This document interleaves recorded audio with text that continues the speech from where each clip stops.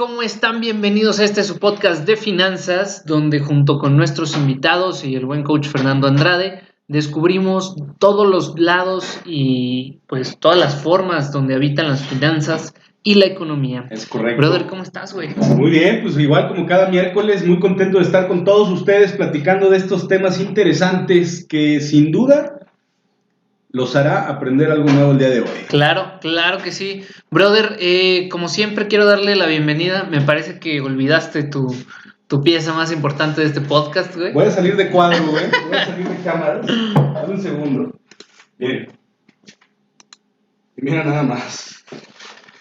Como siempre le doy la bienvenida a la cartita blanca. Sí, señor. Oh, yes. Oh, yes. Saludcita. Salud. Ah, qué rico. Muy Yo creo que estaría bien, güey. No sé qué opinas tú, pero que pues, Carta Blanca ya nos patrocine, güey, ¿no? Por favor. ¿Qué? Me parece bien. Digo, al final de cuentas, pues ya van varios programas en donde pues hablamos de este elixir. Sí. Que nos hace disfrutar cada plática, cada charla, de una forma muy, muy cómoda. Entonces, pues ya esperamos el día de mañana un mensaje, por favor, un correo por parte de Carta Blanca, patrocinando. Sí, claro, la verdad es que somos fans, Carta Blanca, no hay otra manera de decirlo. Oye, yo quiero mencionar algo bien importante. El día de hoy tenemos audiencia, güey. Es correcto. Aquí está audiencia. Griten todos. El día de hoy tenemos audiencia. Fíjense que poco a poco ya las personas están tomando consideración de nuestros videos y dicen, bueno, pues mejor quiero irlos a ver en vivo. Claro. El día de hoy tenemos en los controles a nada más y nada menos que Sensa Media, que hace posible también esta transmisión. Claro. Sensa Media, bueno, hay que mencionarlo, son unos expertos en edición de video, cuestiones audiovisuales, marketing digital, community management. De hecho, gracias a Sensa Media y a Ingenio Mexa, que es el equipo conjunto, pues tenemos el logo de Finanzas Relax, de hecho, ¿no? Es correcto. El logo de Finanzas Relax. Y próximamente vamos a tener también buen contenido para el coach Fernando Andrade, entonces ahí estaremos platicando. Sin duda. Brother, ¿de qué vamos a platicar hoy? Dime, güey. Vamos a hablar de un tema que la verdad es que todo el mundo debería de conocer, pero pocas personas se detienen a pensar qué es el dinero, cabrón. ¿Qué es el dinero, güey? Qué buena pregunta. Realmente, tenemos un plan de temas, tenemos básicamente ahí nuestra rúbrica de los temas correcto. con los que vamos a platicar los miércoles. Y cuando tocó este tema, pues lógicamente hacemos nuestra tarea, nos vamos a investigar, a generar contenido que sea de valor para ustedes. Y me encontré cosas bastante interesantes con relación a qué es el dinero, dónde se origina, cómo se origina, cómo permite, este medio de intercambio, claro, que la economía funcione, que la máquina de la economía funcione. Y vamos a dar información hoy sumamente relevante y más en la situación en la que nos encontramos, porque estamos en un punto que nos va a permitir, económicamente hablando, que nos va a permitir conocer o identificar bien cómo son estos factores que sigue la economía, estos vaivenes, los sub y bajas, y entender por qué. Claro, y sobre todo, fíjate que, cuando inicialmente empezamos con esto y que hicimos esta investigación, pues también es muy importante cómo piensas acerca de tu dinero, de lo que tienes en la bolsa, de lo que tienes en la tarjeta, para que también le des ese uso a esa herramienta que tú tienes. Correcto. Y que obviamente quites todas esas barreras mentales que tienes acerca del dinero, sí. Y que pienses de manera diferente acerca de él, ¿no? Entonces, brother, yo quiero empezar este episodio preguntándote, ¿tú crees que el billete de 20 pesos que tienes en la cartera, o el de 100, o el de 500, yo sé que luego traes billete gordo acá, el coach Fernando trae puro de 1000. Justamente traigo uno de 20. Oye, que estaba viendo que hay uno de 50 que está valuado casi en 300,000 pesos, cara. Ah, pero de los antiguos. Justo. ¿De cuáles entonces, güey? Pero de los de colección, ¿o qué? Sí, pues no de colección, es uno que puede estar en circulación, o sea, está en circulación, de hecho, pero pertenece a una serie especial. Hace poquito lo vi. Vamos a hablar de eso. Brother, te quería preguntar, ponlo si quieres, enséñalo a la cámara. Aquí está. De hecho, los que no saben, los billetes en México han ganado, porque nos escuchan de otras partes, de Colombia principalmente. Saludos a Colombia. ¿Y tú crees que ese billete de 20 Bueno, estaba diciendo que los billetes mexicanos han ganado muchos premios de seguridad porque tienen pues muchas cosas que los hacen muy seguros, ¿no? Okay. O sea, el tipo de papel, las identificaciones que tienen. Okay. Y la pregunta es, brother, ¿tú crees que este billete que tú tienes en la cartera, güey, de 20 pesos vale 20 pesos? Es decir, cuando lo hacen, el costo de hacerlo es 20 pesos. Sí, definitivamente no. Ok. Definitivamente no. Vamos, no les ha de costar menos de un centavo. Claro, claro. Y justamente vamos a hablar de esto porque si ustedes se ponen a pensar esto, como bien dice el brother, el billete que nosotros tenemos en la cartera no cuesta lo que vale. O sea, la denominación que tiene cada billete es independiente del valor real o intrínseco que tiene cada billete, ¿no? Vamos a hablar de dónde sale este valor o por qué se le da este valor al billete, a los billetes y qué es lo que representa y de entrada, pues cuál es su historia. Mira, ahí te va. Vamos a empezar. Vamos a empezar. Paso número 1, yo creo que vamos a platicar un poquito de la historia del dinero y con esto nos vamos a remontar hasta los fenicios, babilónicos o cómo. Hasta los babilónicos, un poquito antes inclusive. Un poquito antes. Vamos a pasar sobre un poquito, vamos, no vamos a ir tan a detalle, qué etapas ha seguido el dinero, vamos, cómo se ha ido consolidando hasta llegar al día de hoy, en donde vamos a tratar de explicar de manera muy general, porque es algo complejo realmente, all this economic jargon. Sí, claro. Es un poco complejo, pero vamos a terminar explicando cuál es el factor o cuál es el papel que juega el dinero dentro de la economía y cómo funciona la máquina de la economía. Sin duda. Y mira, ahí te va, brother. Al inicio de los tiempos, cuando los humanos se dan cuenta que necesitan otras cosas, aparte de las que siembran o de las que pastorean, pues nace lo que seguramente muchos pensarán que es el inicio del dinero, el trueque. Okay, ¿no? Claro. Pero el trueque tenía pues varias cosas que tenían pues falla, ¿no? La primera era que pues cómo le asignamos el valor a algo. Y aquí te hago una pregunta económica que luego le hago también a mis alumnos. ¿Cómo o por qué crees que un diamante vale más que el agua? Porque ese es el valor que le da una colectividad, güey, una sociedad, vamos a ponerlo así. Claro, y es parte de una muy buena respuesta.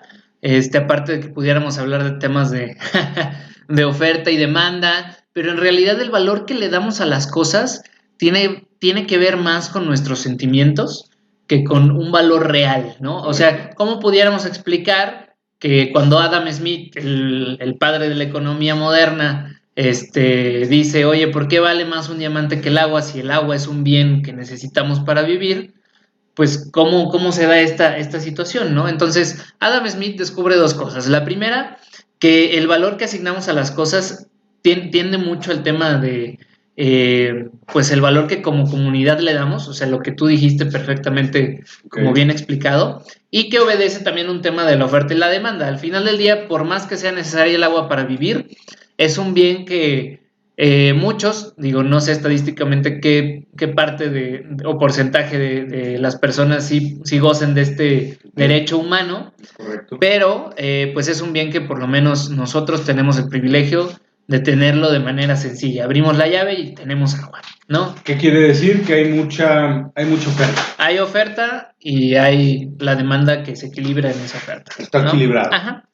Y entonces nace un problema con el tema del trueque, porque como a lo mejor yo tenía una vaca y yo necesitaba, no sé, un campo para sembrar arroz, yo llegaba contigo, yo sabía que tenías un campo, yo te decía, oye, güey, yo te doy mi vaca por ese campo, güey. Entonces tú me podrás decir, oye, pero es que, o sea, mi campo vale 2 vacas, güey, ¿no? Entonces, ¿cómo empezamos a darle valor? ¿Cómo empezamos a hacerle un pequeño, digamos, como si fuera una divisa, ¿no? Sí. O sea, ¿a cuántas vacas equivalen cuántos campos de tierra? ¿A cuántas gallinas equivalen, no sé, ciertos granos, ciertas pieles? Sí. Entonces, lo que pasa con este tema del trueque es que si tú tenías, por ejemplo, ya tenías vacas y ya tenías un campo, si yo llegaba a ofrecerte lo único que tenía que era vacas, entonces pues tú ibas a decir que no.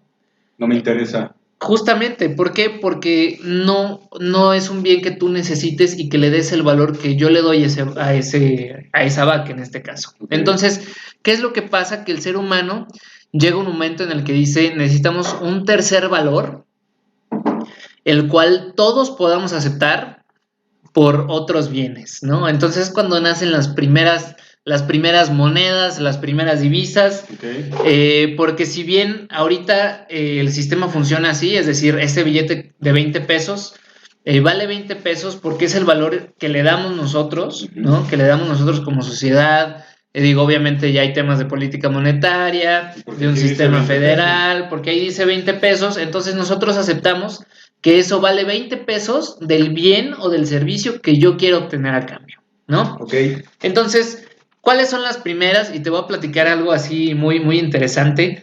¿Por qué crees que nosotros ahorita acuñamos el oro y la plata y el cobre como algo muy preciado, güey? Como algo que se intercambia. Pues es algo que no es abundante, vamos, no es abundante, no es tan sencillo minarlo, el oro, la plata, no es tan sencillo minarlo. Hay un sentimiento de escasez, incluso creo que hay estudios que hay una cierta escasez ahí programada, vamos, que puede haber más en circulación, pero está controlado. Pues es un metal precioso, por ejemplo, el oro tiene diferentes incluso propiedades físicas de conductividad y cuestiones ya de pureza, vamos, tal cual como metal que es. Y pues algún pelado se le ocurrió darle valor. Justamente. Bueno, me imagino, algún pelado se le ocurrió darle valor y decir, mira, esa madre brilla y se ve bonita, pues vamos a ponerle un valor alto, ¿no? Claro, y de hecho fíjate que pasa mucho eso, porque si bien ahorita ya sabemos todo lo que dijiste del tema de la pureza del oro, que es un bien escaso. Seguro eran los Lannister. Los Lannister, güey, sí, y los Targaryen, ¿no? ¿Cuáles eran los otros? Los dragones. Bueno, al inicio empezaron las primeras divisas o las primeras monedas, fueron plumas, piedras, conchas preciosas del mar, sobre todo en los temas costeros. Entonces, como esto era un bien que todos aceptaban por bueno, digámoslo en ese sentido, pues empezaron a intercambiar con estas cosas, plumas, piedras. Incluso hay una historia de unos isleños que justamente dicen que eran los habitantes de la isla de Pascua, que tenían piedras enormes, güey, ¿no? Pero, o sea, no se podían ni mover. Pero entonces, de hecho, ellos dieron como una clave al sistema financiero moderno, porque digamos que ellos tenían una piedra que obviamente pues no la podían mover, pero esa piedra valía tanto, ¿no? Entonces yo te decía, oye, no te preocupes, brother, yo te compro tu cheve y te doy mi piedra a cambio, ¿no? Entonces, todo el mundo sabía que esa piedra había pasado de ser mía a ser tuya, y que te la había intercambiado por la cheve. Pero obviamente la piedra yo nunca iba y la recogía, güey, ¿no? Porque pues no se podía ni mover, y en ese entonces pues mucho menos, ¿no? O sea, Era una friega. Imagínate, hay historias en las cuales van tratando de mover estas piedras y se caen abajo del agua, ¿no? Entonces, pues se pierden totalmente. ¿Qué pasa con estos bienes como las plumas, las conchas, las piedras gigantes? Que bueno, te digo que las piedras gigantes fue como muy moderno, güey, porque ya la gente sin tener que intercambiar algo aceptaba que, entonces, digamos, como si fuera el banco la piedra, güey, ¿no? Entonces, como que eso fue una modernización interesante. ¿Ya después fraccionaron la piedra o qué? Ya después, justamente, ahorita digo, creo que tú nos vas a platicar un poquito más del tema fraccionario. Pero las plumas, las conchas de mar, todas estas cosas que empezaron a intercambiar como si fueran billetes o si fueran monedas, tenían la desventaja que, por ejemplo, las plumas, güey, imagínate que tú ibas a caballo, güey, a través del viejo con tus plumas y de repente te abría tantito, pues valía madre, ¿no? O sea, adiós tu dinero, güey. Con las conchas de mar pasaba lo mismo, se desgastaban muy rápido, pues luego se te perdían muy fácil. Entonces, alguien, justamente como dijiste, se le ocurre la brillante idea de decir, güey, pues el oro, o sea, en ese momento ellos no sabían que era un bien escaso, güey, ¿no? Ni la plata, no sabían que tenía una pureza o no. Simplemente dijeron, oye, el oro aguanta, dura un chingo, lo puedo fraccionar, o sea, lo puedo fundir, lo puedo llevar en pequeñas partes, güey. Entonces, pues, güey, el oro empieza a ser la nueva moneda de cambio, güey. Entonces, por eso el oro tiene el valor tan importante que le damos ahorita, no porque, digo, ya ahorita sabemos que tiene cierto quilataje y pureza y que es un bien escaso y lo que tú quieras, güey. Pero en el momento en que se empieza a utilizar el oro como moneda, es porque en realidad aguantaba un chingo, güey. O sea, no se te perdía, lo podías guardar en la bolsa. Si se te caía cuando ibas en el caballo, pues se te caía ahí, ¿no? O sea, podías regresar por él, Claro. sin ningún problema, ¿no? Entonces, por eso el oro empieza a ser la moneda, el oro, la plata y los metales preciosos que ahora les llamamos, por eso empiezan a ser la moneda de cambio. Y viene a resolver, yo creo que un problema muy grave, porque háblese del oro, pero evidentemente después del oro siguieron otros metales como el cobre, etcétera, ¿no? Pero háblese que se viene a resolver un grave problema de intercambio por la situación que tú decías. Sí, sí. Incluso, posteriormente, a lo mejor lo tocas el punto más adelante, pero posteriormente creo que Italia era un centro de comercio muy, muy importante en aquellos tiempos. Correcto.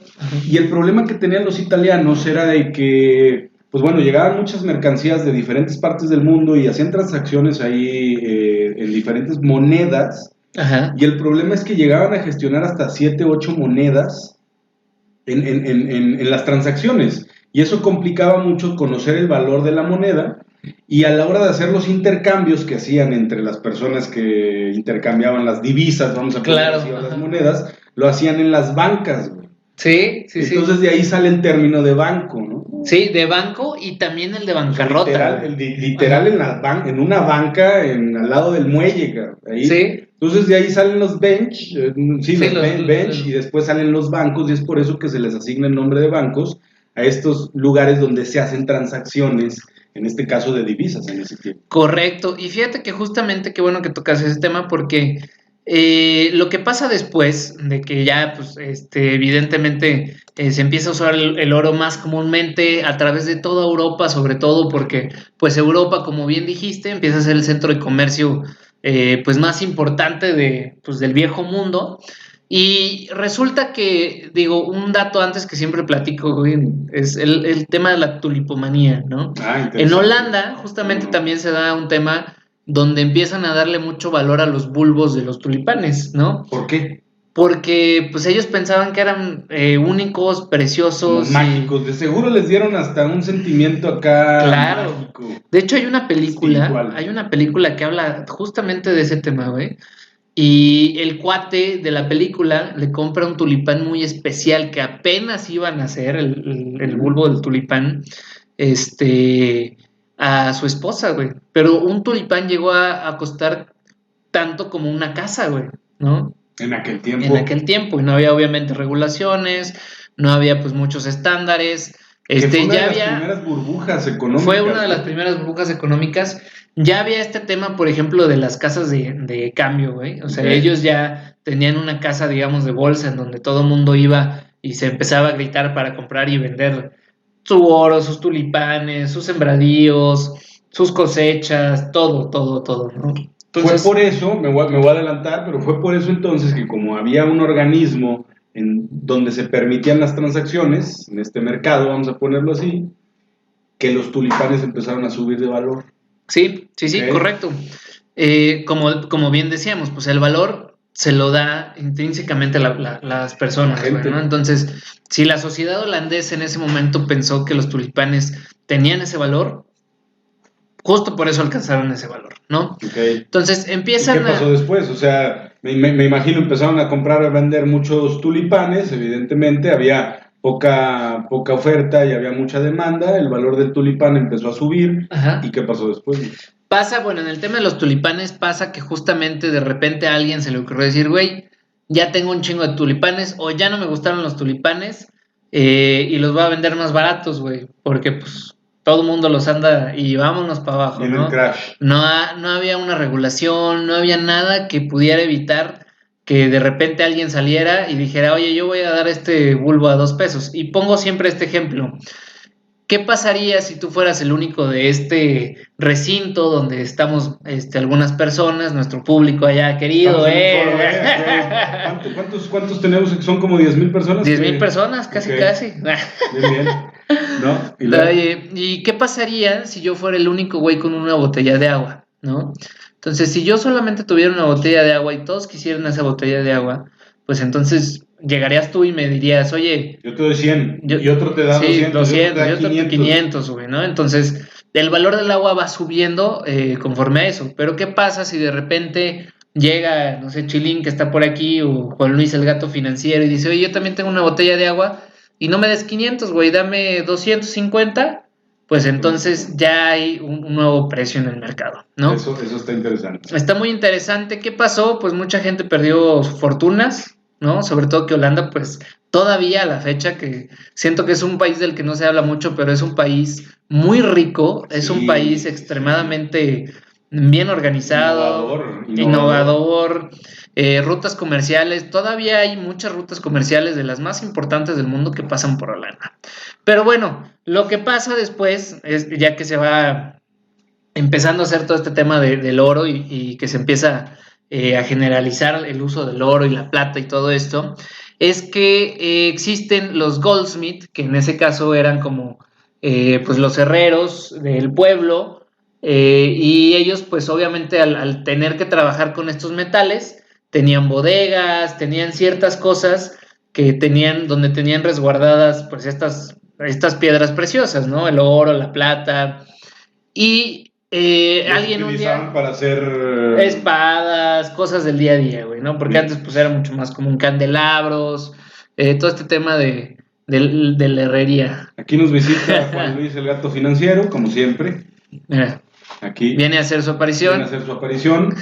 Para quienes no lo conozcan, que está un poco raro, Juan Luis siempre hace aparición en nuestras sesiones. Sin que nos escuche, tiene que ver el video porque sale el gato en el cuadro. Es correcto.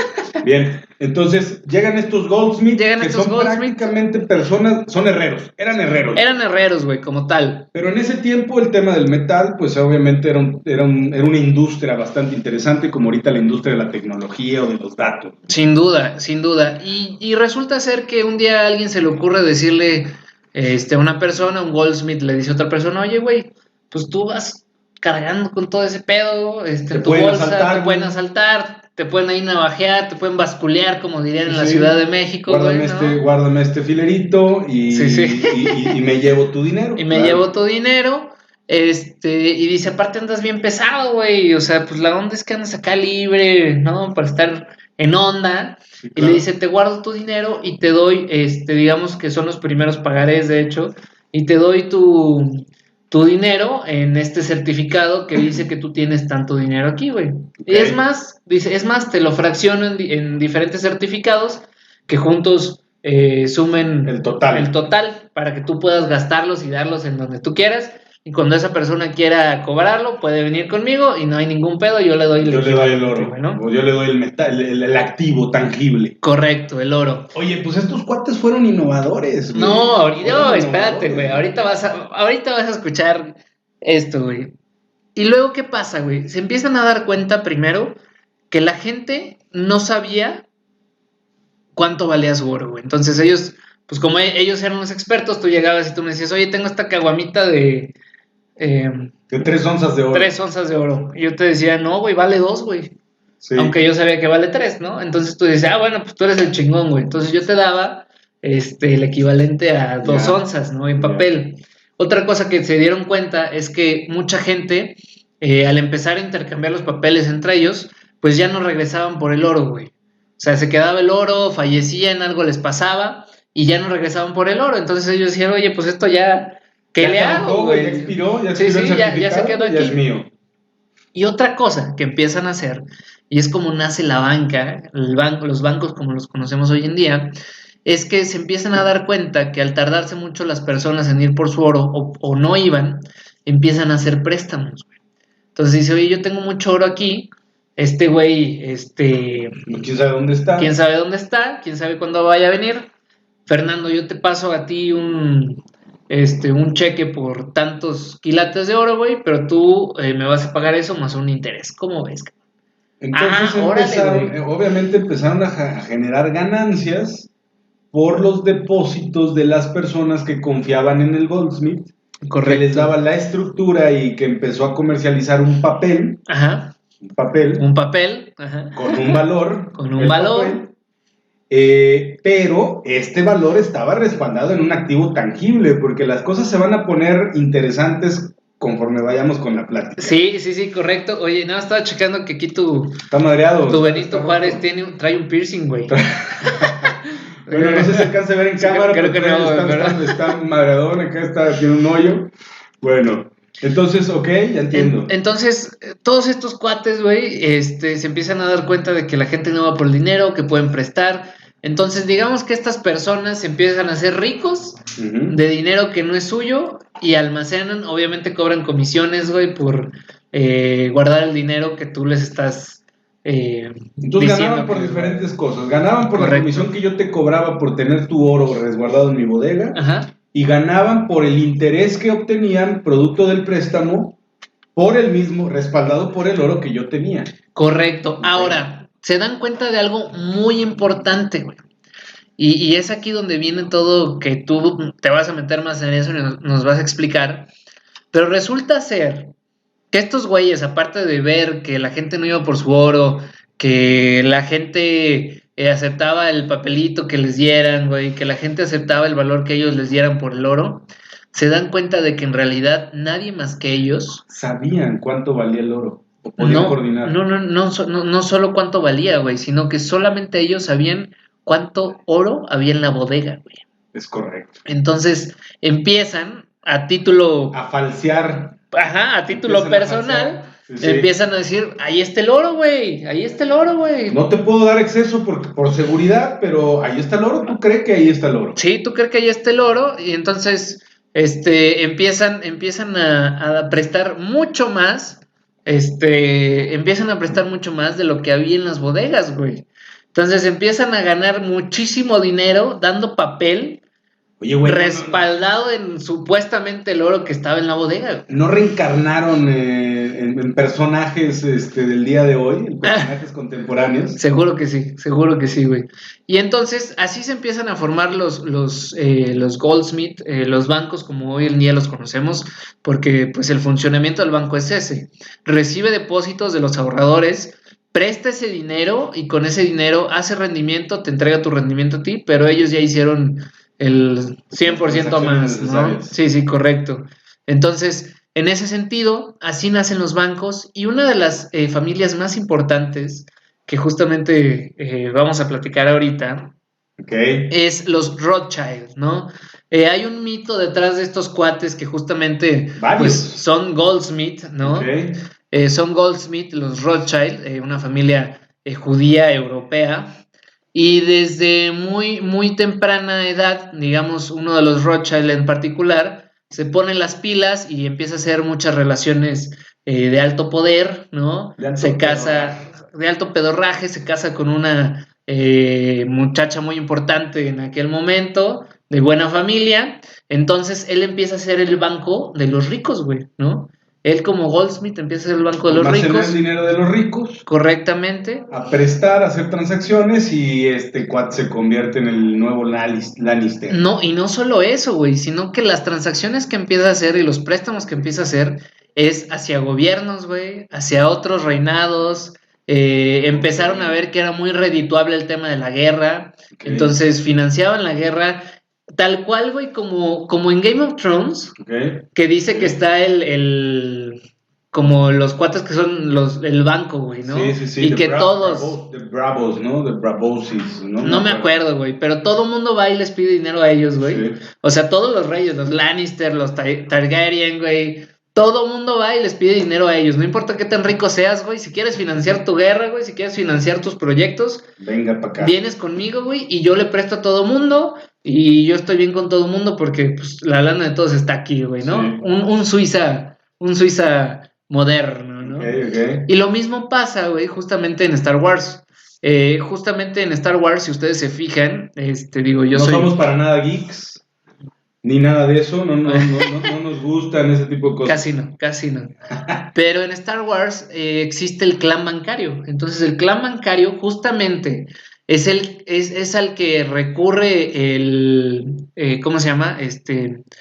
Pues el imperio, digámoslo en ese momento, para poder financiar los clones de la guerra, güey. O sea, la república va y pide dinero para financiar estos clones con los caminianos, güey. Entonces, vemos que pasan temas similares y así este cuate, volviendo al tema de los Rothschild, se vuelve un cuate ultrapoderoso porque financia guerras, financia reinados, financia países, con dinero de otros, obviamente, Claro. mucho más inteligente, güey. Ujú. Y pues resulta ser que dicen que ahora él es el dueño de la Fed, ¿no? Que esta familia es dueña de la Reserva Federal. Reserva Federal de Estados Unidos. Que ahorita vamos a platicar un poquito más de la Fed. Y bueno, brother, ¿cómo ves esto? Esta es la primera parte, güey, de cómo empieza a surgir esta moneda de cambio, cómo empiezan a surgir las divisas. Cómo se empieza a consolidar todo. Y se consolida, güey. Todo un sistema, güey. Así es, así es. Bueno, pues interesante porque realmente vemos una evolución muy, muy lógica. Partimos desde una forma de transacción a través del trueque, donde no había un registro contable, donde no había realmente un valor de mercado, donde pues era el valor que ambas partes le daban a la transacción. Claro. Y pasa a modernizarse para poder estandarizar un patrón, pues un patrón oro, por ejemplo, un respaldo de la moneda que traigo en mi bolsa, en una riqueza, y salen unos ganones diciendo, pues en vez de tener monedas, porque evidentemente para transportar el oro, para transportar tus monedas, para transportar tu riqueza en carretas, por ejemplo, en ese tiempo, me imagino que era muy riesgoso, muy peligroso, cualquier pelado te podía llegar a asaltar, y pues mejor te vas en tu carreta tranquilo con unos billetitos bien guardados. Claro, con papel moneda. Con papel moneda. Bien, pues entonces pasamos a la segunda parte, diría yo. Pasamos a la segunda parte, ya venimos a la época contemporánea para ver cómo es que al día de hoy los bancos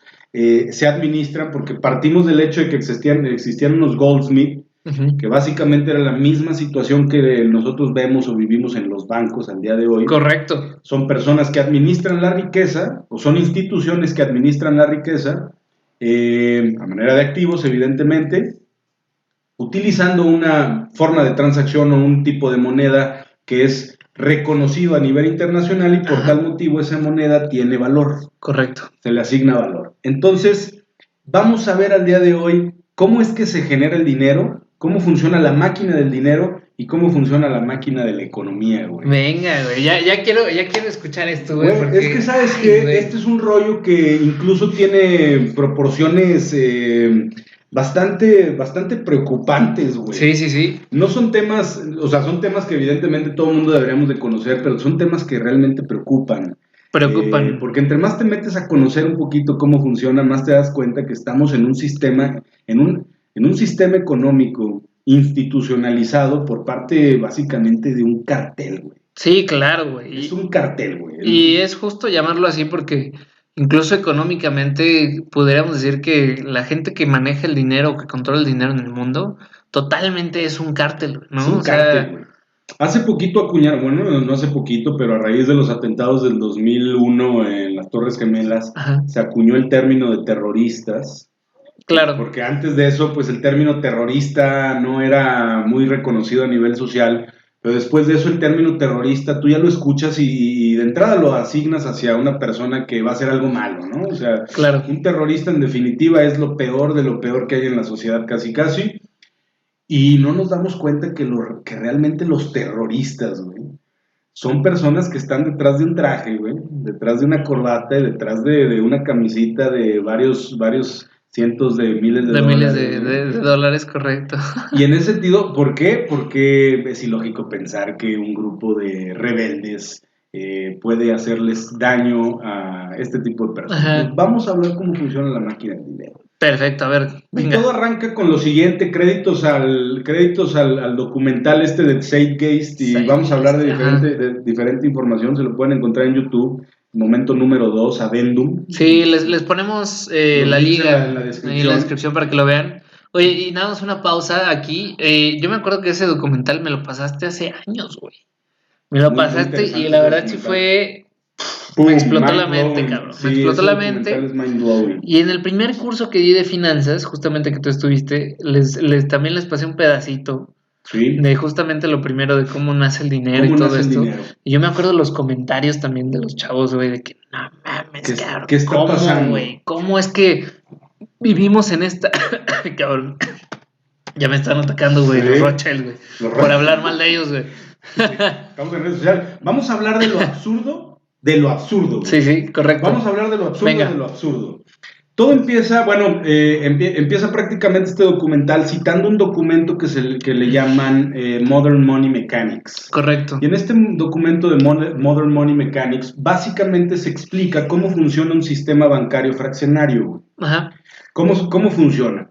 Y vamos, cómo se crea el dinero, güey. Entonces, todo arranca con el hecho de que los bancos o las instituciones bancarias Ajá. son un organismo independiente, güey, que prácticamente toma vida a través de las instituciones gubernamentales, que son los que ponen a jalar este sistema bancario, porque uno de los principales actores de los que vamos a hablar el día de hoy va a ser el gobierno, evidentemente, gobierno de los países, y estas instituciones bancarias son quienes regulan el flujo de efectivo que hay en circulación. Sí. Son los que controlan cuánto dinero hay allá afuera, güey. Claro.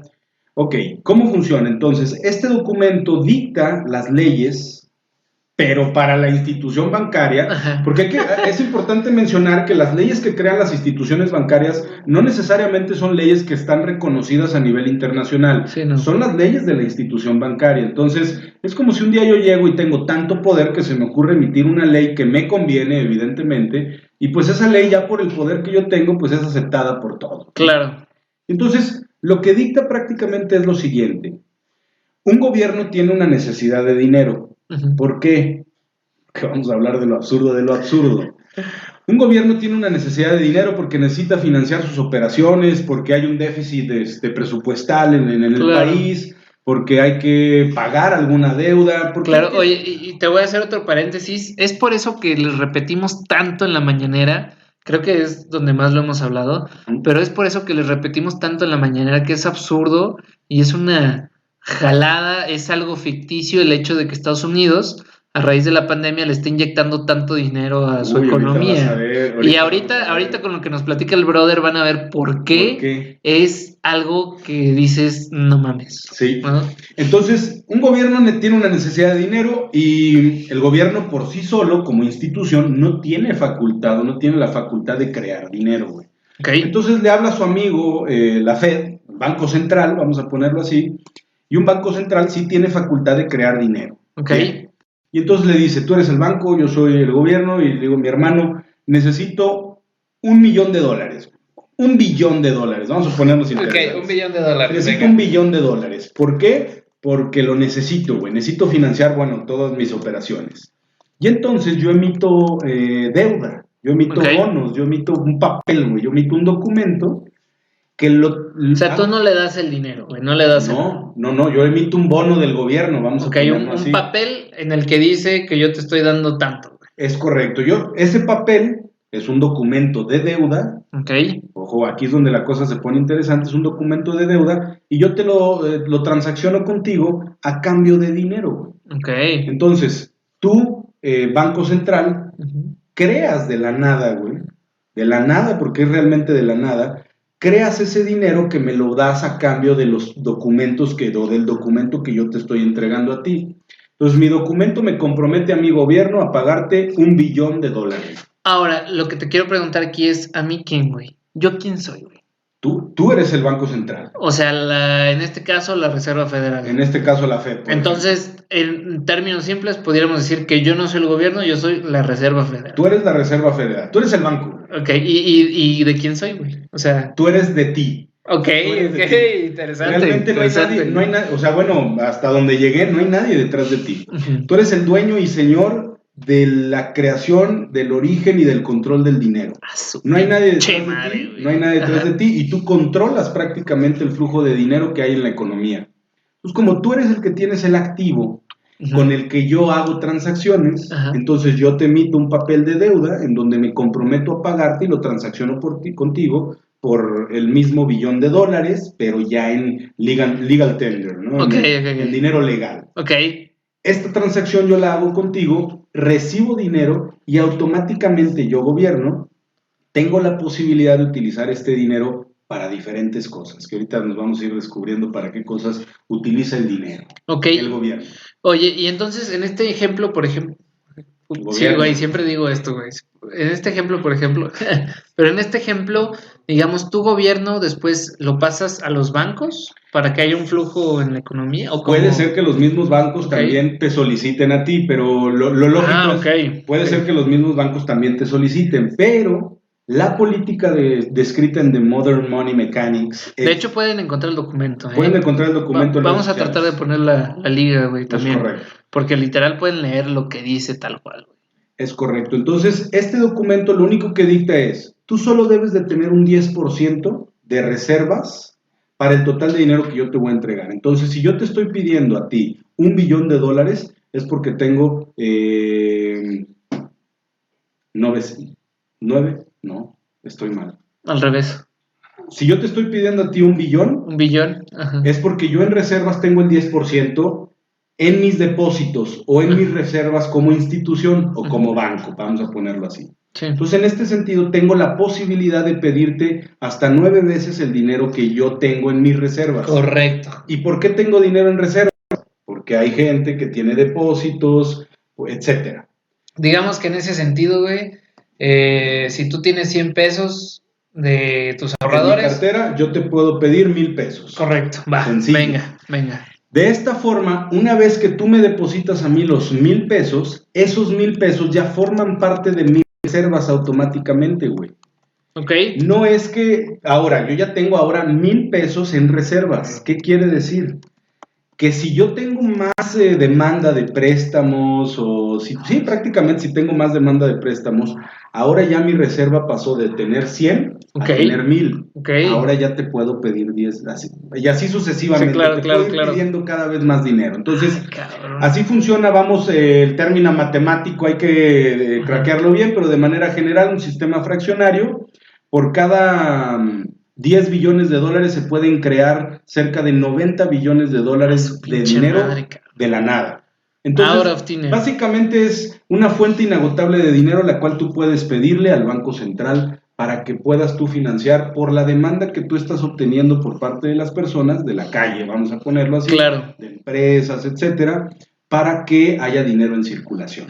Claro, y para que los que no nos crean esto, vean la documentación que les vamos a pasar, y no solo eso, pregúntense cómo chingados Estados Unidos, en una pandemia, en una urgencia, dijo, vamos a pasar un paquete económico de nueva deuda, que lo mencionan varios financieros importantes, los emprendeduros también hablaron de esto, pero ¿cómo chingados Estados Unidos está sacando billones de dólares para inyectarle a la economía? Pues es justamente gracias a este sistema fraccionario en el cual Estados Unidos no tiene que tener un respaldo 2-1 o 3-1, sino que solamente tiene que tener en reservas el 10% para sacar millones y billones de dólares. ¿no? Ahora, después... nada más hay que remarcar que son prestados, o sea, el gobierno lo tiene que pagar. Lo tiene que volver a pagar. Ahora, ahí te va lo loco, porque después de un tiempo, después de un año, salimos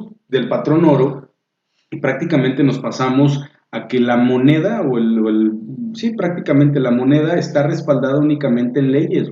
Oye, no y ahora un respaldo físico contra algún activo que sea tangible realmente. Y tienes toda la razón, porque de hecho antes lo que se hacía es que estábamos respaldados por el patrón oro, por eso se le llama el patrón oro, es decir, tenía que haber el equivalente en oro que hubiera en la economía de billetes, ¿no? Digámoslo en ese sentido. O sea, si había 100 pesos en oro en la bodega, podía haber 100 pesos en circulación en billetes, pero esto no obedece obviamente a un sistema fraccionario de Modern Money Mechanics. Sí, prácticamente. ¿No? Entonces, en este sentido, ¿qué es lo que sucede?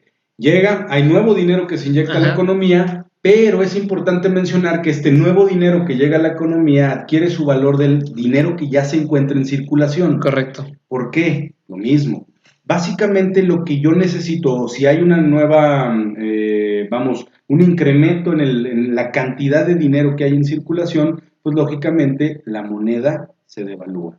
Correcto. ¿Por qué? Porque el nuevo dinero adquiere o jala el valor, le chupa el valor prácticamente al dinero que ya se encuentra en circulación. Entonces, al haber más,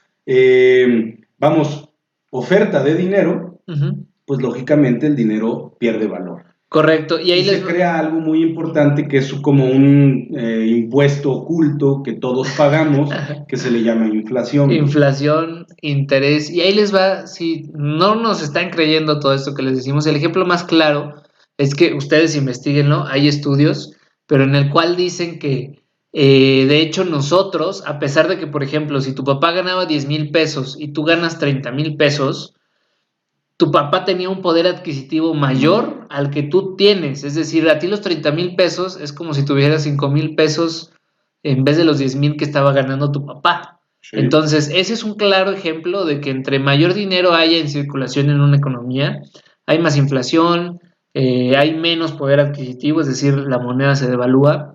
Y lo que decía el brother hace ratito también es que pasamos, cuando empieza todo este tema del Modern Money Mechanics, pasamos de tener el patrón oro, porque pues obviamente no alcanzaba para hacer todos estos deals jugosos de billetes, y pasamos al patrón dólar. Ahora el respaldo es el dólar, güey. ¿Cómo ves, considerado como uno de los activos refugio, vamos, donde prácticamente es una moneda reconocida a nivel internacional, donde se hacen muchas transacciones.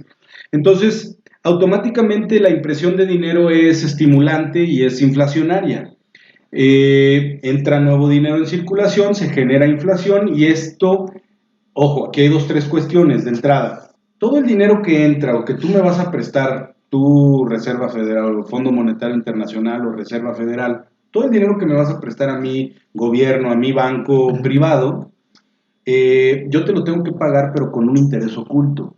Pero aquí la pregunta entonces es, ¿cómo te voy a poder pagar ese dinero si de entrada tú lo creaste y ya no hay más dinero que yo pueda crear porque ya no hay más dinero en circulación? Si quiero más dinero en circulación, tengo que pedirte más dinero porque tú eres el que lo creas. Sin embargo, yo te lo tengo que repagar, pero con un interés que es imposible pagar, güey. Sí, claro, entonces, correcto. Es imposible que las instituciones bancarias privadas o que los gobiernos puedan repagar la deuda que le deben a los creadores del dinero. Correcto. Que son estos bancos centrales, vamos a ponerlo así.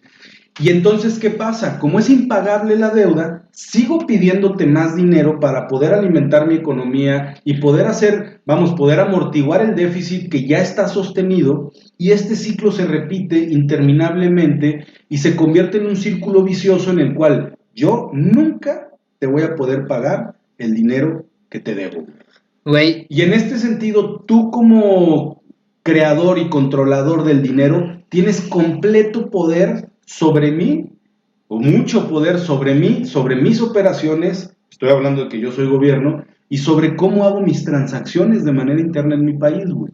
Y esto obedece a un sistema de control internacional que está de locos, güey, está de conspiranoicos y está, sobrepasa las proporciones de la lógica del ser humano. Total que las instituciones bancarias vienen a formar parte de una de las cuestiones menos comprendidas a nivel internacional, un poquito más terroríficas que existen realmente, y que si no se comprenden y no se sabe jugar el juego, pues lógicamente vas a terminar rezagado. Por eso es normal ver un ciclo económico de deuda. Claro. En donde hay época de bonanza y hay época de recesión, etcétera, etcétera, donde hay creación, nuevas empresas o nuevos imperios o nuevos jugadores que se empiezan a enriquecer, mientras a costillas de los que truenan, de los que quiebran y de los que necesitan rescates. Güey, y diste justamente en el clavo, cabrón, porque esto es lo que queremos que entiendan, güey. O sea,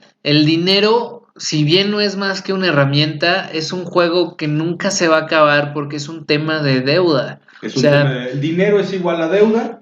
¿Por qué? Porque todo lo que tú tienes de dinero, alguien se lo debes a alguien o alguien se lo debe a alguien. Güey. Sí, claro. Sea el gobierno a un banco central, sea ese banco central al banco central, ¿no? Si todas las deudas se pagaran, si todas las deudas se pagaran desde el usuario de calle hasta las instituciones gubernamentales o bancarias, no habría dinero en circulación y todavía faltaría más dinero para pagar lo que queda de déficit por el interés con el que el dinero se genera y con el cual lo presta. Güey, entonces, y eso está muy impactante. O sea, si todas las personas del mundo regresaran el dinero para pagar la deuda, faltaría dinero del que hay en circulación y del que todos tenemos como sociedad, personas, gobiernos, faltaría dinero para pagar esa deuda, pues que hay de dinero en el mundo, güey. O sea, Correcto. se crea de la nada. Y fíjate, digo, nada más como para poner un ejemplo, a ver si te entendí y que a lo mejor la audiencia lo capte mejor. Digamos que yo soy el Banco Central y yo tengo una manzana, güey, ¿no? Entonces tú necesitas la manzana para vivir, me dices, güey, necesito manzana, tú me das unos papelitos que dicen que te debo una manzana. Que me debes una manzana y yo te doy una fracción de la manzana, güey, ¿no? Yo tengo una pequeña parte de la manzana que te asegura a ti que voy a tener un porcentaje por pagarte. Okay. Y yo te doy la manzana completa. Y tú me das la manzana completa. Ahora tú repartes esa manzana, pero solo esa manzana, güey. Yo te digo, ok, tú me tienes que regresar la manzana más media manzana más por el interés generado, güey. Ajá. Entonces, ¿cómo chingados le vas a hacer, güey, para regresarme una manzana, o sea, una media manzana más, si yo lo único que te presté fue una manzana y es lo único que hay porque yo soy el güey que tiene las manzanas, güey? No ¿Correcto? hay forma de pagarte, güey. Yo no tengo ninguna forma de repagarte a ti, no tengo ninguna forma de repagarte a ti lo que tú me prestaste, güey. Es por eso que entonces los bancos tienen el control completo, incluso de naciones.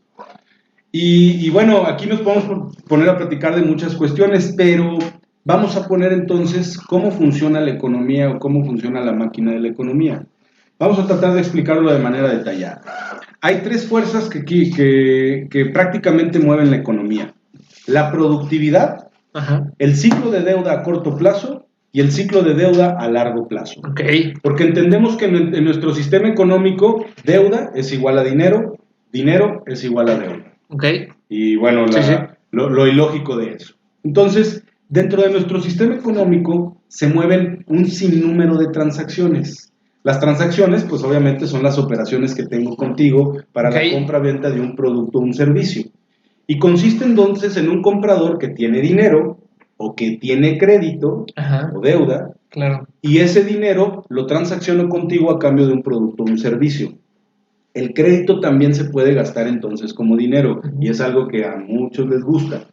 Entonces, dividimos la suma gastada por la cantidad vendida y obtenemos realmente el precio, y eso es todo lo que hay dentro de una transacción. Las transacciones se llevan dentro de un mercado, güey. Y hay diferentes tipos de mercado. Está el mercado de valores, donde se mueven activos financieros intangibles principalmente, ¿va? Está el mercado del trigo, de los carros, está el mercado inmobiliario. Claro, de los commodities, ¿no? Hay diferentes tipos de mercados que existen. En estos mercados yo transacciono con la contraparte. Y entonces yo gasto dinero, ajá, que a ti te llega como una forma de ingreso. Okay. Y es ahí donde nosotros explicamos que el gasto de unos es la riqueza de otros. La riqueza de otros, claro. Conforme hay movimiento transaccional dentro de un mercado, la economía se empieza a mover, ¿de acuerdo? Y se mueve hacia adelante. Entonces, la economía consta de todas las transacciones que hay dentro de los mercados. Vamos bien acá. Ahora, los actores que componen prácticamente la economía son personas, okay, son empresas, son bancos y son gobiernos. Vamos a ponerlo aquí. Son 4 actores que van a estar jugando el día de hoy con nosotros. Bien. El mayor comprador y vendedor, ¿quién crees que es? Los bancos. Los gobiernos. Ah, su madre. Los gobiernos son los mayores compradores y vendedores que existen porque prácticamente son los que permean o los que permiten, que se ejecuten diferentes transacciones dentro de una región, vamos a ponerlo así, o dentro de un país. Dentro de una economía, güey, Dentro de una economía. Okay. Entonces, un gobierno recibe ingresos por diferentes formas. Oye, vamos a ver si hay una ¿quieres otra chévere? Sí. Yo te la paso si quieres. Sígueme platicando, güey. Un gobierno prácticamente recibe ingresos de diferentes formas. A través de impuestos y a través de préstamos que puede obtener por parte del Banco Central. La función del gobierno desde el enfoque financiero es cobrar impuestos y gastar dinero. Básicamente es cobrar impuestos y gastar dinero. El Banco Central es quien prácticamente tiene el control del dinero, va a influir sobre las tasas de interés y va a imprimir dinero nuevo. Por estas razones vamos a ver al Banco Central como un actor importante dentro del flujo de efectivo que hay dentro de una economía. Pongamos atención entonces ahora en el crédito. El crédito básicamente es la parte más importante de la economía al día de hoy y probablemente es la que menos comprendemos. Es la parte más importante porque la mayor, es una de las partes más grandes que hay dentro de la economía y sin duda una de las más volátiles. Es como compradores y vendedores en el mercado pueden hacer transacciones porque es de la forma en la que entra dinero a la economía. ¿Cómo funciona el crédito? Te voy a decir ahora sí cómo funciona el crédito. Pues esto va a estar muy bueno porque creo que le va a caer el 20 a mucha gente que nos está viendo y saludos a la gente que se conectó. Se conecta. Ok. Los prestatarios, que son los que tienen el dinero, sí. acuerdan, prácticamente pactan devolver una suma que piden prestada a los prestadores más un pequeño interés. Así funciona. Ok.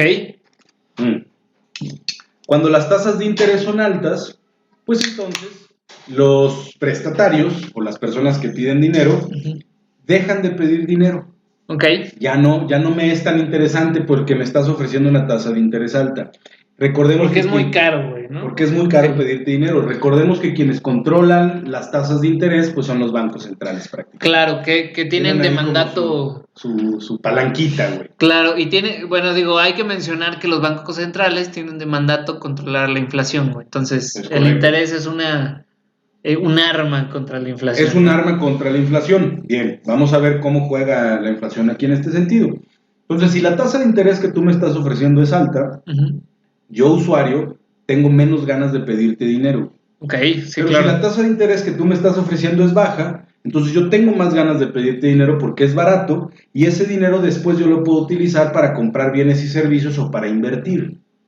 Que lógicamente o gran parte de las personas lo utilizan para comprar cosas y gastarlo como tal. Pero bueno, en este sentido, cuando los prestatarios prometen devolver el dinero, o sea, cuando yo te prometo devolver el dinero, pero detrás de mí hay ciertos activos o hay ciertas garantías que aseguran, y aparte tengo un buen historial, etcétera, etcétera. Claro. Estamos hablando de personas como gobiernos, porque los gobiernos también tienen su historial prácticamente de crédito. Oye, que justo cuando les platicamos todo este tema en las mañaneras, los lunes a las 8:30, no se la pierdan, 8:30, no se la pierdan. Pero siempre que les hablamos, por ejemplo, esta semana salió que Moody's había mejorado la calificación de país como México. Ese es a lo que se refiere, y ahorita lo que dijo el brother es a lo que se refiere, ¿no? O sea, nosotros como país tenemos un historial también crediticio, un historial de buenas prácticas o malas prácticas, qué tanto pueden confiar o no en nosotros como economía y como nación, ¿correcto? Es correcto. Entonces, básicamente ese es el buró de crédito para el país, ¿no? Claro, güey. Entonces, en este sentido, tú confías en mí porque pues tengo un background que me respalda, porque tengo activos, porque te firmo un pagaré, entonces tú confías en mí, me prestas la lana y yo acuerdo pagar contigo en una fecha posterior. Ok, la deuda entonces se convierte en un activo para ti, pero en un pasivo para mí. ¿De acuerdo? Claro. Y entonces yo ya tengo dinero. Cuando te devuelvo el préstamo con los intereses que tú me cobraste, en ese momento se cancela la transacción, tu activo y tu pasivo y mi pasivo prácticamente se cancelan y terminamos con esta operación. Ok, bien. Ok. Ahora, ¿por qué entonces el crédito es muy, muy importante? Cuando yo tengo créditos o cuando, yo tengo una calificación positiva para ti y entonces, y tus tasas de interés son baratas, hay mucha oferta de préstamos o de dinero que entra en circulación y puede también haber mucha demanda y entonces al haber dinero en circulación, tú que me estás prestando lana, impulsas al gasto o impulsas a que yo utilice ese dinero para transaccionar y volvemos a lo mismo. El gasto de unos es la riqueza de otros. Entonces, tú con el nuevo dinero que me das me permites hacer transacciones y comprar productos, bienes o servicios que impulsan y mueven la economía y entonces empieza un sentimiento, pues, de crecimiento. O estimulante. Pero al final del día es de cierto modo ficticio porque ese dinero que yo estoy gastando a diestra y siniestra, lo debo. Es correcto, pero al final, en la cadena, de alimenticia, yo que estoy abajo, puedo generar también dinero para podértelo repagar y estar yo libre de deuda, pero al final de cuentas ese dinero alguien se lo debe a alguien y así sucesivamente.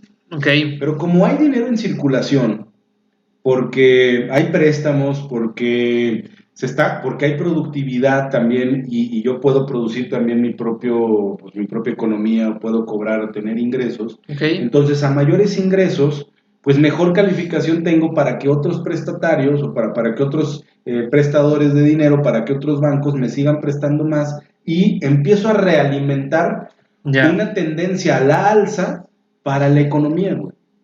¿Por qué? Porque hay dinero en circulación. Oye, pero hay que ponerlo en el contexto de Estados Unidos, güey. Por ejemplo, me gustaría checar esto que dijiste. O sea, el hecho de que Estados Unidos, por ejemplo, le esté inyectando mucha lana a la economía, que le esté dando dinero fácil a la gente, güey, pues puede ser bueno y puede ser malo, ¿no? Porque, o sea, puede haber la persona que diga, güey, yo con esto voy a sobrevivir la pandemia y echar a andar mi negocio otra vez, güey, a mejorar las cosas y a vender más. Pero, y yo creo que a lo mejor es lo que pasa con muchos, y pasó con muchos en esta pandemia, güey, me dieron dinero, güey, voy a sobrevivir con esto lo que pueda, pero no voy a hacer cambios en mi negocio, o me dieron dinero, y pues como me van a seguir dando dinero, yo me quedo en mis anchas, güey, y lo empiezo a gastar en cosas que no necesito, güey. Es que ahí viene la cosa. ¿Qué es lo que está pasando, güey? Es que ahí viene la cosa. Hay que tener una correcta relación entre productividad y crédito.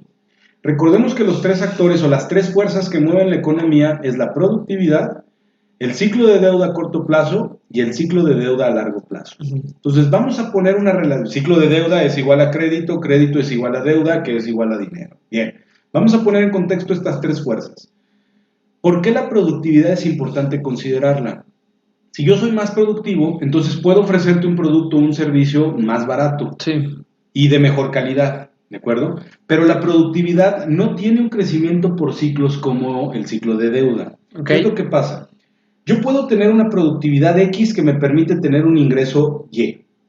Pero al momento de agarrar crédito, el ingreso que yo estoy obteniendo lo puedo multiplicar por una cantidad mayor. ¿Por qué? Porque automáticamente obtengo un crédito y obtengo más dinero. Y eso me permite a mí gastar más, pero mi productividad no ha crecido. Sí. Realmente tengo más poder económico y puedo gastar más, lo cual se traduce en el ingreso de otros, que a mayor ingreso puede obtener mayor crédito y mayor ingreso, así sucesivamente, y se va alimentando una curva que va hacia arriba. Vamos a hablar de la curva como del seno, coseno, tangente, vamos. Okay. Bien, en este sentido, entonces la productividad cuenta más a largo plazo que a corto plazo. Porque la productividad no tiene un crecimiento de repente muy acelerado, a menos de que hagas acá un blitzscaling. Ajá, ok. Entonces, la productividad cuenta más a largo plazo. Si tú te empiezas a ser productivo, vas a tener resultados a mayor plazo. Pero el crédito cuenta más a corto plazo. Es como hacer trampa. Ok. Voy a obtener mayores ingresos al corto plazo, no porque mi productividad sea mayor y por lógica, entonces yo obtenga ingresos producto de mi productividad, sino porque estoy obteniendo un préstamo. Bien, entonces yo obtengo este préstamo y este préstamo me mete en el siguiente ciclo, que es el ciclo de deuda a corto plazo. Ok. Y es un ciclo de deuda que prácticamente comprende de 5 a 8 años. Bien. Este segundo ciclo, o prácticamente este ciclo, lo que hace es apalancarse de la productividad que va en crecimiento, porque al yo obtener un préstamo puedo reinvertir en pues mejor tecnología, en crecimiento, estamos hablando aquí de una empresa, por ejemplo, y obviamente incrementar mi productividad. Pero va a llegar un momento en donde yo tenga que pagar ese préstamo. Sí, claro. Porque el préstamo prácticamente lo que hace es comprometerme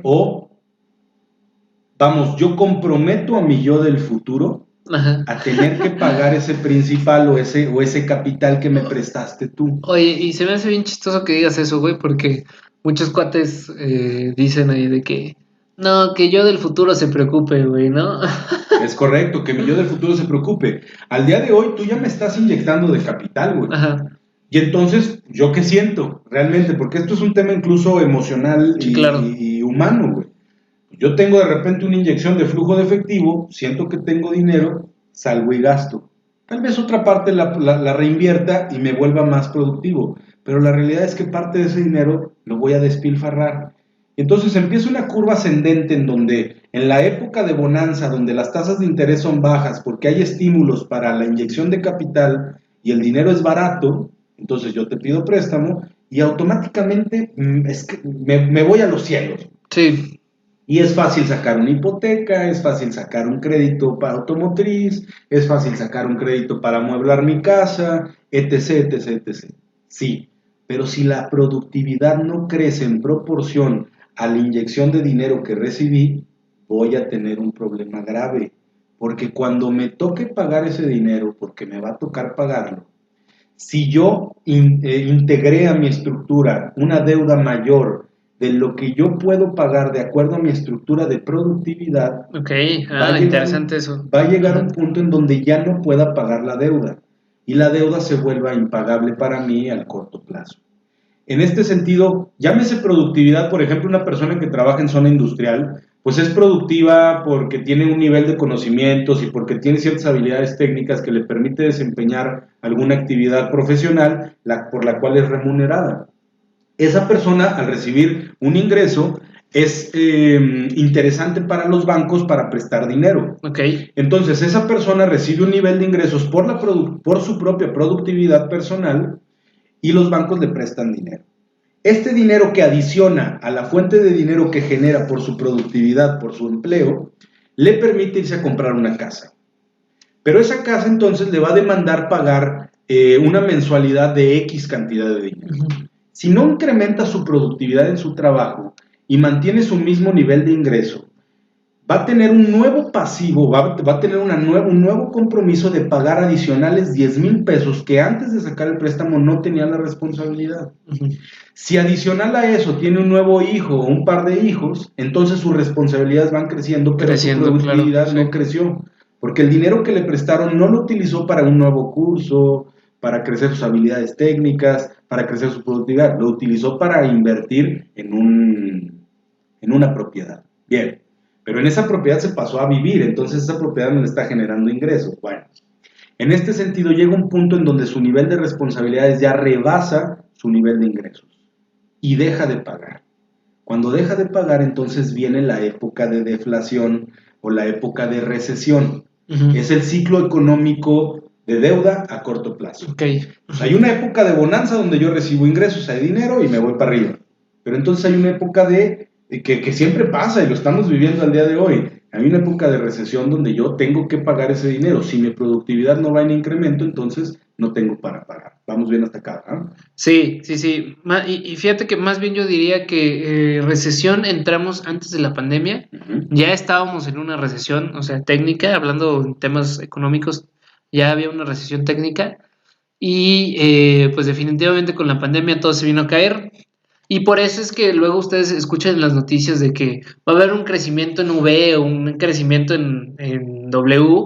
Eso significa que va a haber, o sea, la V significa literal, se cayó y vuelve a subir como si nada. La W es como que se cayó, medio vuelve a subir, vuelve a bajar y vuelve a subir otra vez, ¿no? Entonces, digo, como poniendo el ejemplo, los casos que nos estabas diciendo. Imaginemos entonces por un momento una economía sin crédito, güey. Una economía sin crédito, para yo incrementar mis ingresos, o sea, aumento mis gastos es porque incremento mis ingresos. Y para incrementar mis ingresos tengo que ser más productivo y trabajar más en una economía sin crédito. Pero en una economía, vamos, la productividad será mi límite. ¿Qué tan productivo soy? Es mi límite para yo recibir ingresos. En una economía sin crédito. Pero en una economía con crédito no tengo que incrementar mi productividad para yo tener más ingresos. Únicamente tengo que pedir crédito. Lana. Ajá. Únicamente tengo que pedir lana. Entonces, vamos a pensar en tomar préstamos como estirar los gastos hacia adelante, como patearlos hacia el futuro. Entonces, voy a pedir préstamo hoy para patearlo después al futuro.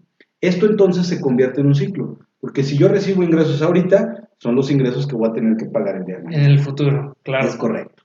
Entonces, el dinero es aquello con el que saldamos transacciones. Por ejemplo, compro cerveza, voy a un bar, compro una cerveza y lo pago con dinero en efectivo que tengo, se liquida la transacción.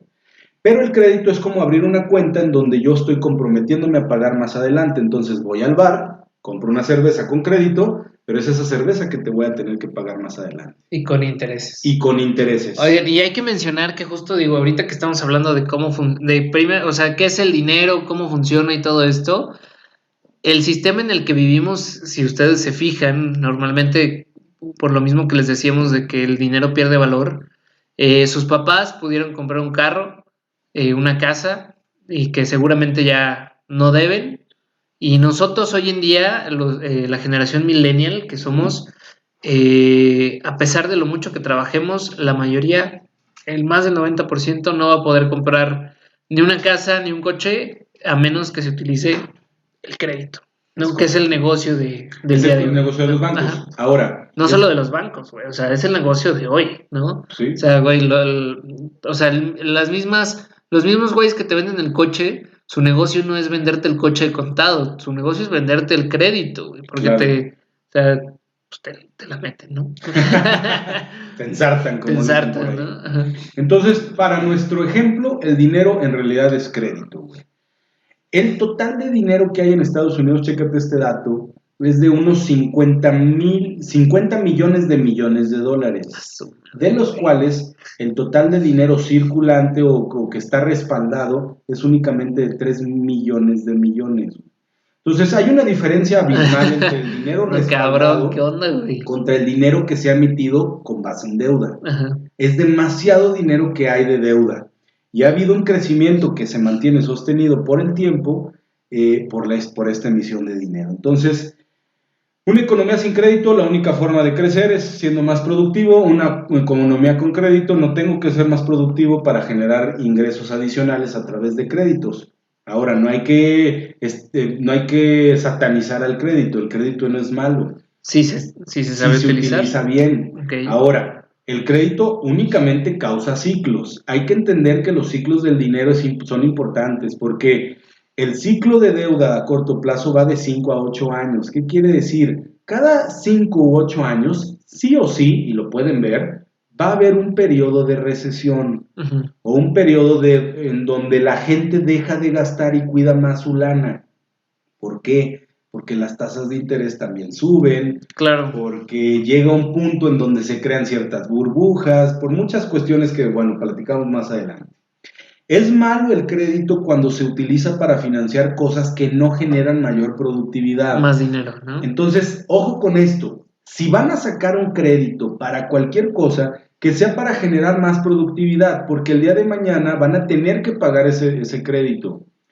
Ahora, es perjuicioso cuando no se hace para algo productivo, porque entonces yo ya no genero mejores fuentes de ingreso y el día de mañana, cuando tenga que pagar ese dinero, si la deuda sobrepasa mis ingresos, no la podré pagar. Ahí quedó. Entonces, si tomamos un préstamo para comprar una televisión, lo que platicábamos en la otra ocasión, pues lógicamente eso no me va a generar ingresos adicionales, voy a tener que pagar ese dinero más adelante, compré algo que no necesito realmente y que no me va a generar ingresos, pero traigo el compromiso de pagar, que si no pago, entonces vienen diferentes problemas. Muchos problemas, ¿no? Ok, entonces, vamos a hablar del ciclo de deuda a corto plazo para ir cerrando esta parte. Cuando aumenta la actividad económica, obviamente, vemos una expansión, que es la primera fase del ciclo de deuda a corto plazo. Una expansión económica, ¿por qué? Porque hay inyección de capital. ¿Qué es lo que está haciendo Estados Unidos ahorita? Fíjate el siguiente dato que te voy a dar. A ver, échalo. ¿Qué incluye el nuevo paquete de estímulos de Estados Unidos de 1.9 billones de dólares? Cheques directos por $1,400 a estadounidenses. Ajá. Entonces el gobierno, que trae un déficit porque no hay una actividad, vamos, no hay comercio, no hay transacciones en el país, porque la gente lo que está haciendo en un periodo de deflación o de recesión, la gente cuida lo que le queda de lana, güey. No quiere salir a gastar porque dice, no, espérame, güey, estamos en coronavirus, estamos en semáforo amarillo, rojo, etcétera, no me vienen a consumir a mi negocio, entonces no estoy generando nuevos ingresos, cuido lo que tengo así a capa y espada. Bueno, para reactivar la economía, el gobierno pide lana, se endeuda, y esa lana la inyecta en la economía de la siguiente forma. Atentos con lo que, y esta información, un saludo a Cristian Ávila. Cristian Ávila es un gran amigo allá de Puebla, financiero, trabaja en un fondo de inversión en el mercado bursátil, y esta información la estoy sacando de su última historia que sacó en Facebook. Cheques directos de $1,400 a estadounidenses, $300 semanales a desempleados. Esos nos vendrían muy bien. Esos nos vendrían muy bien. Entonces el gobierno le está dando a los que están desempleados, le está dando $300 semanales o le está dando $1,400 a diferentes tipos estadounidenses, me imagino que las personas que meten solicitudes. 350 billones en ayuda estatal y local, evidentemente para las ciudades, ¿no? 48 billones para pruebas y rastreo de coronavirus. Ok. 7.5 billones para distribución de vacunas. Entonces, gran parte se está yendo para el tema del COVID en específico. Pero estamos viendo que el dinero que pidió al fondo, a la Reserva Federal la está inyectando directo a la economía. ¿Qué pasa si de la nada recibes un ingreso por parte del gobierno gratuito de $300 a la semana o de $1,400 en un cheque? Ajá. Empiezas a reactivar tu fuente de ingreso, o tienes una fuente adicional de ingreso a la que ya tienes regularmente, y eso te empieza a dar un sentimiento de más estabilidad y empiezas a salir a gastar. Entonces, el ciclo de deudas a corto plazo empieza con la primera fase, que es la expansión económica, y la expansión económica es porque hay inyección de dinero. Bien, el gasto sigue creciendo y los precios comienzan a subir, empieza a haber inflación. Esto ocurre porque a mayor gasto, el mayor gasto es alimentado por el crédito que puede crearse instantáneamente de la nada. Okay. Entonces empieza a haber gasto, empiezo a hacer transacciones porque empiezo a tener fuente de dinero que me está llegando out of thin air, o sea, de la nada, y eso genera inflación. ¿Por qué? Se genera inflación cuando la producción de bienes y servicios es menor que la producción de dinero, ¿de acuerdo? Pues hay mayor dinero, pero hay menor producción, o hay mayor dinero y hay mayor demanda, pero no hay la oferta, necesaria, y entonces empiezan a encarecer el costo de las cosas, y entonces prácticamente necesito más dinero para comprar lo que antes podía comprar con menos dinero, ¿de acuerdo? Tengo más lana y empiezo a tener inyección gratuita de lana y me empieza a caer mucha lana, tengo más billetes, claro, pero a la vez no salgo y compro tantas cosas, o empiezo a comprar tanto que las cosas empiezan a subir de valor. Sí, y fíjate que algo extraño que justamente está pasando es que la gente, en vez de guardar ese dinero o de como reactivarse de manera buena económicamente, güey, están gastando a lo güey. Están gastando. Entonces, cuando el gasto y el ingreso aumentan más rápido que la producción de bienes y servicios, sube el costo de las cosas. Correcto. Y a esto se le llama inflación. Recordemos que la inflación es un impuesto oculto que todos pagamos, que está sostenido por siempre al momento de inyectar nuevo dinero. El Banco Central entonces no desea inflación, no le gusta la inflación porque causa problemas. Al ver que los precios suben, entonces el Banco Central hace los siguientes pasos.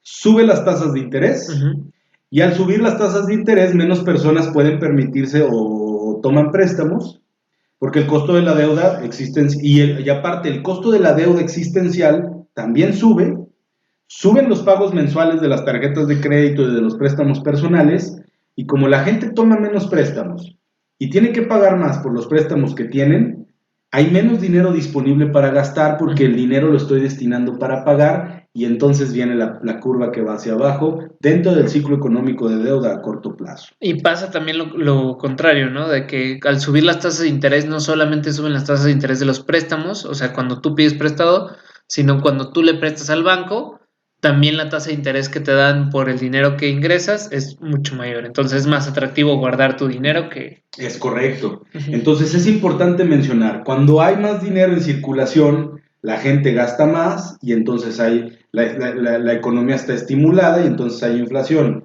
Cuando hay menos dinero en circulación, la gente gasta menos, los precios bajan y a esto se le llama deflación. Bien. Correcto. La actividad económica disminuye, entonces empezamos en una recesión. Si la recesión, se torna demasiado grave y la inflación ya no es un problema, entonces el Banco Central vuelve a bajar las tasas de interés para que todo vuelva otra vez a circular de manera regular. Okay. Baja las tasas de interés, los préstamos son baratos, es más fácil para mí sacar dinero, entonces saco dinero, vuelvo a inyectar dinero en circulación, empiezo a gastar y vuelve a haber inflación. Y así sucesivamente. Entonces estamos viendo una curva que va subiendo y bajando. Claro, muy cíclica la economía, ¿no? Muy cíclica. Ok, entonces, atención, esto es un ciclo controlado, o bueno, debería de estar controlado. Y está controlado en primer lugar por el Banco Central. El ciclo de deuda a corto plazo regularmente dura entre 5 a 8 años. y se repite una vez se repite durante décadas, En la parte superior y en la parte inferior de cada ciclo, cuando hay menor crecimiento o mayor crecimiento, es cuando las personas, básicamente empiezan a tomar decisiones porque la gente prácticamente empuja estos ciclos, güey. Y esto es importante. La gente realmente empuja estos ciclos. ¿Y por qué empuja estos ciclos? Cuando hay un periodo de recesión, ¿qué es lo que pasa en un periodo de recesión? La gente empieza a cuidar más su dinero, no hay tanto gasto, al no haber gasto. Aquí pasan cosas muy interesantes.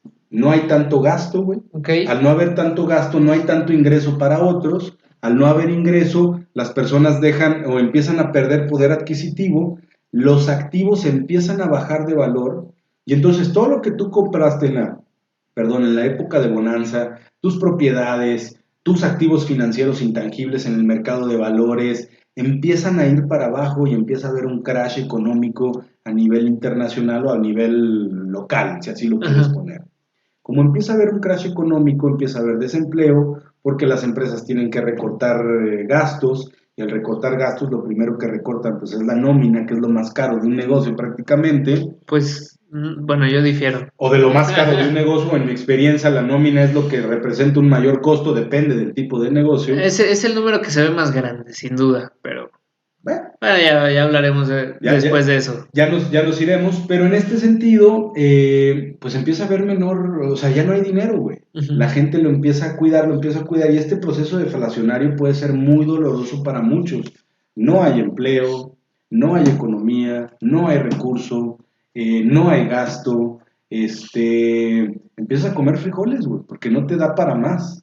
Entonces, en este momento, pues es cuando tiene que entrar otra vez el Banco Central a inyectar de nuevo un estímulo para reactivar la economía. Y repetimos todo este ciclo, cabrón. Exactamente. Entonces, los ingresos bajos se convierten a la gente en menos digna de crédito, se reducen los préstamos tomados, los pagos para saldar deudas continúan subiendo, haciendo que los gastos todavía caigan aún más. Ya no puedo gastar porque parte de mi dinero lo estoy pagando y el ciclo se invierte.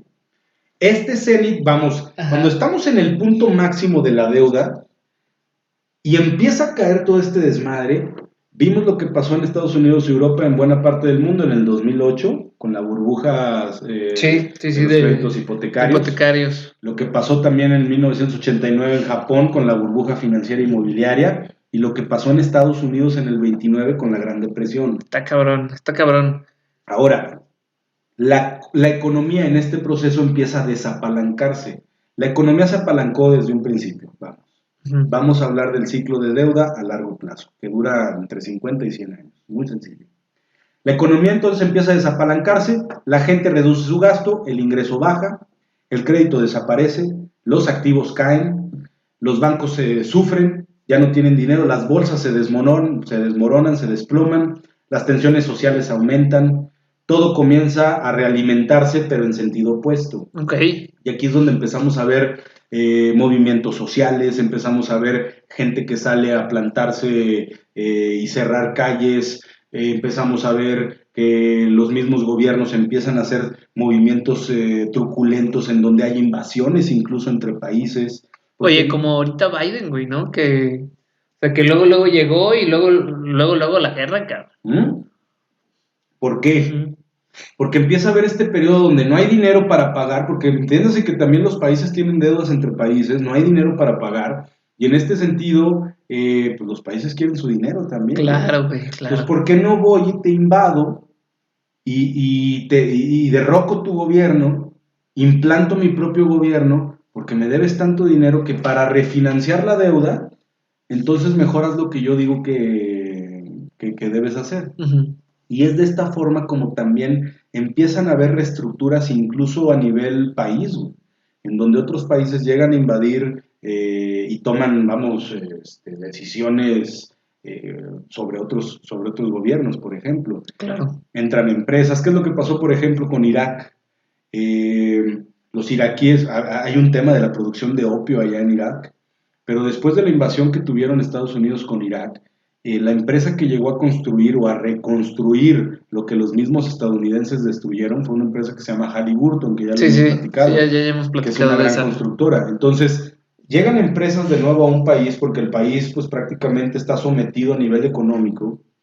Llegan nuevas empresas que son del país original, vamos, Estados Unidos, vamos a ponerlo así, implantan sus modelos de negocios, implantan sus empresas y ya parte de la rebanada del pastel se la llevan directamente a Estados Unidos. Entonces, imagínate un Telmex contra un AT&T. Sí. Telmex, que es nacional, de Carlos Slim, pues bueno, prácticamente monopolio hasta cierto punto, cobra por las actividades que realiza dentro del país, por los servicios que da.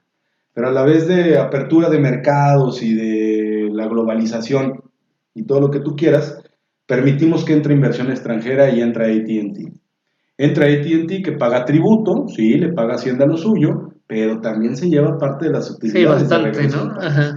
Entonces, se hunde la bolsa, se hunde el fondo inmobiliario, se bajan los valores de los avales, ya no te puedo prestar tanto dinero, el crédito desaparece y es un círculo vicioso.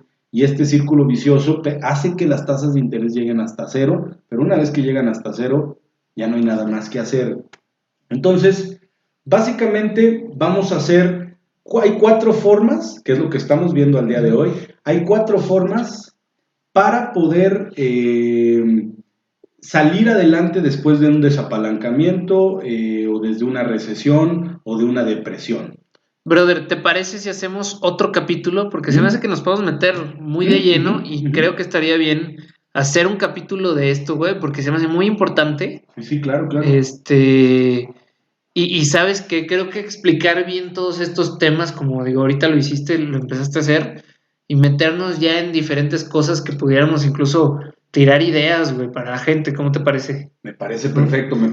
Sí, porque la verdad es que hay tema no hay tema como para 3 horas. No, aquí nos podríamos quedar nosotros. Hay tema para 3 horas, sí, no, todavía falta bastante información. Tienes razón, y aparte ya llevamos 1 hora y media aquí en este episodio. Bueno, les damos las gracias a todos los que se conectaron, los que se quedaron. La verdad es que, digo, este tema es muy extenso. Hoy vimos qué es el dinero, cómo empezó, cómo se generaron las primeras transacciones. Ya nos explicó el brother cómo funciona el sistema en el que vivimos, que es un sistema de deuda.